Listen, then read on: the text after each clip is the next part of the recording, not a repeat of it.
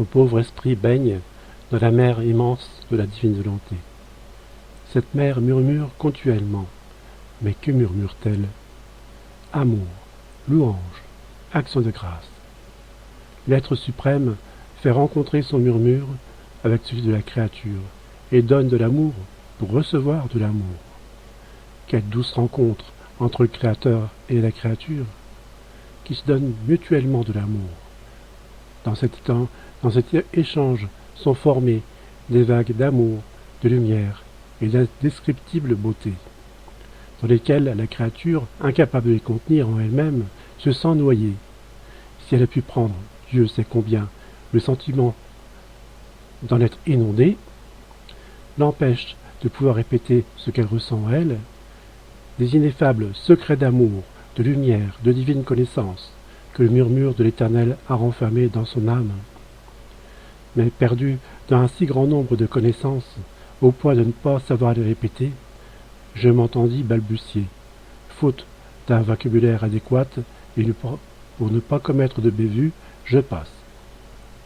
Mon aimable Jésus, pris de compassion pour mon incapacité et ma petitesse, me serra dans ses bras et me dit: « Ma bienheureuse fille, il est vrai que ta petitesse se sent noyée dans l'immensité de ma lumière, de mon amour et des innombrables vérités que contient notre être saint et adorable.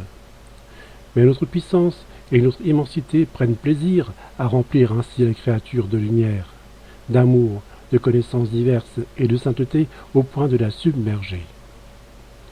C'est une scène des plus ravissantes de voir la créature baignée dans notre immensité, qui veut parler, mais qui est noyée dans la lumière, l'amour et les surprenantes vérités. Oh, comme il est beau qu'elle veuille parler de ce qu'elle ressent. Nos vagues la recouvrent et la réduisent au silence. C'est cependant un étalage de nous-mêmes que nous faisons à notre créature bien-aimée. Nous agissons comme un maître qui veut faire étalage de sa science devant son petit disciple. Il montre tout son savoir, et le disciple l'écoute, se remplit l'esprit et le cœur. Le maître a dit tant de choses que le disciple est incapable de rien répéter, mais cela sert cependant à lui faire apprécier et aimer le maître, à espérer atteindre les hauteurs de sa science. Comme le disciple est sous sa guidance, cela permet au maître de se faire connaître et de recevoir l'attention, l'affection et la fidélité du disciple. C'est ce que nous faisons, afin de nous faire connaître et aimer. Lorsque nous voyons la créature vidée de toute chose, qu'elle ne veut plus rien d'autre que notre divine volonté, nous sommes ravis au point de l'inonder de lumière, d'amour et de vérité nous concernant. Puis, nous découpons partie par partie ce que nous lui avons insufflé en une fois, et nous prenons plaisir à nous adapter à ses petites capacités. Tu dois savoir que la créature qui vit dans la divine volonté va réacquérir, parmi d'autres prérogatives, le don de science infuse, un don qui sera pour elle un guide afin de connaître notre être divin, qui facilitera l'exercice du royaume de la divine volonté dans son âme. Ce don sera pour elle un guide dans l'ordre des choses naturelles. Il sera la main qui la guidera en toutes choses, et il fera connaître la vie palpitante du divin vouloir dans toutes les choses créées et le bien qui lui apportera continuellement. Ce don a été donné à Adam, au commencement de sa création. Il possédait avec notre divine volonté le don de science infuse, de telle sorte qu'il connaissait avec clarté non seulement nos divines vérités, mais aussi toutes les vertus bénéfiques, que possédaient toutes les choses créées pour le bien de la créature, des plus grandes jusqu'aux plus petits brins d'herbe. Lorsqu'il rejeta notre divine volonté, notre fiat retira sa vie et le don qu'Adam avait reçu. Il est resté depuis dans l'obscurité, sans la pure et véritable lumière de la connaissance de toutes choses. C'est pourquoi, avec le retour de la vie de ma volonté dans la créature, le don de science infuse lui sera rendu. Ce don est inséparable de ma divine volonté, comme la lumière est inséparable de la chaleur. Où règne ma volonté, elle forme dans les profondeurs de l'âme l'œil rempli de lumière. l'âme, en regardant de cet œil divin, acquiert la connaissance de Dieu et des choses créées pour autant que cela est possible à une créature. Mais lorsque ma volonté se retire, l'œil demeure aveugle, parce que ma volonté qui l'anime l'a quitté. Et ce n'est plus la vie active de la créature. C'est ce qui se produit avec le corps. La créature dont l'œil est sain peut voir, distinguer les couleurs et les gens, mais si la pupille devient obscure, elle perd la lumière, reste aveugle. Elle ne peut alors plus rien distinguer. La créature pourra tout au plus se servir du toucher pour connaître et comprendre quelque chose.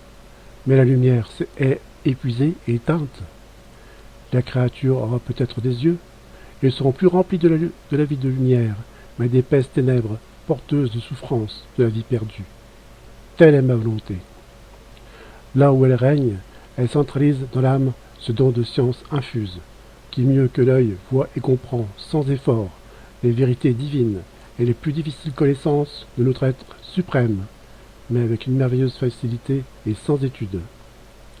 Plus encore pour les choses naturelles, dont personne ne connaît la substance, le bien qu'elles contiennent, sinon celui qui les a créées. Il n'est donc pas étonnant que notre divin vouloir se fasse révélateur de notre être divin et des choses que lui-même a créées dans l'âme où il règne.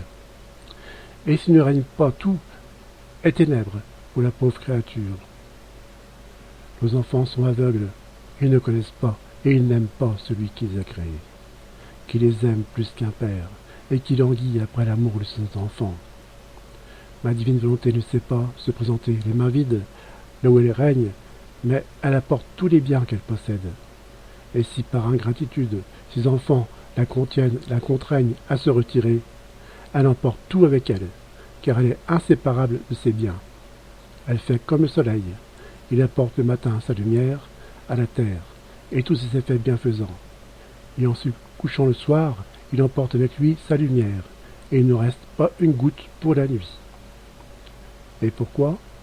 Parce qu'il est impossible de se détacher d'une seule particule de lumière, car il est inséparable de sa lumière, et que là où il va, avec la plénitude de sa lumière, il forme le plein jour. Par conséquent, sois attentive, parce que là où règne ma volonté, elle veut faire de grandes choses. Elle veut tout donner, incapable de s'adapter à faire de petites choses. Elle veut former de grands jours et faire étalage de ses dons et de sa magnificence.